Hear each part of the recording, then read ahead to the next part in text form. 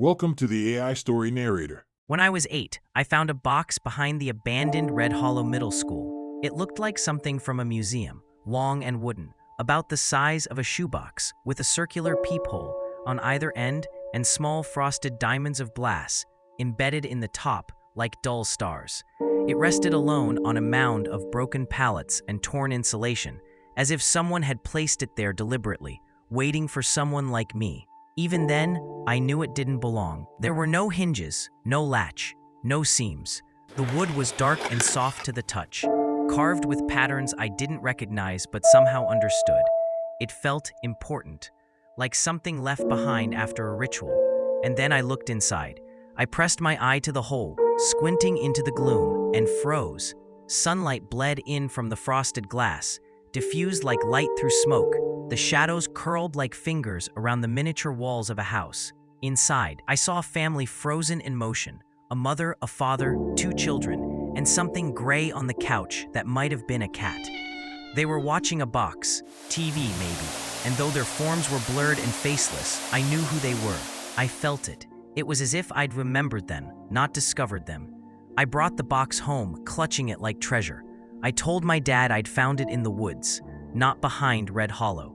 No one talked about Red Hollow. Not since the fire. That night, he picked it up and looked through. "Strange little thing," he muttered. "Guess they're watching a movie or something. Good fine sport." He tousled my hair. I smiled, but my blood went cold. A movie? I waited until I was alone in my room, then turned on the lamp and looked again. The living room was gone. Now the family sat around a dining table, pieces of a board game between them. The gray lump lay curled on a nearby sideboard. Same house, same people, but different scene. It had changed. I didn't tell anyone, not ever. Instead, I watched. Every night, every morning before school, every time I could. I learned the rhythm of their lives. The son had a birthday. The daughter learned ballet. They fought, laughed, cried. The dog, turns out it was a dog, not a cat, had puppies. I watched it all. It should have been boring. It wasn't. The more I looked, the more I felt, as if the emotions inside the box were bleeding into me. Sometimes I'd feel joy, hours before seeing the kids unwrap presents, or dread, long before I saw the father hunched alone in the dark. I didn't realize how much it had taken hold of me until I turned 16. That's when I noticed the father changing. He stopped sleeping, started pacing rooms alone, sitting motionless in chairs. The other figures withdrew from him, staying in separate rooms, eating in silence. The shadows inside the box grew longer, denser. I swear I heard whispering when I leaned close. But then, relief.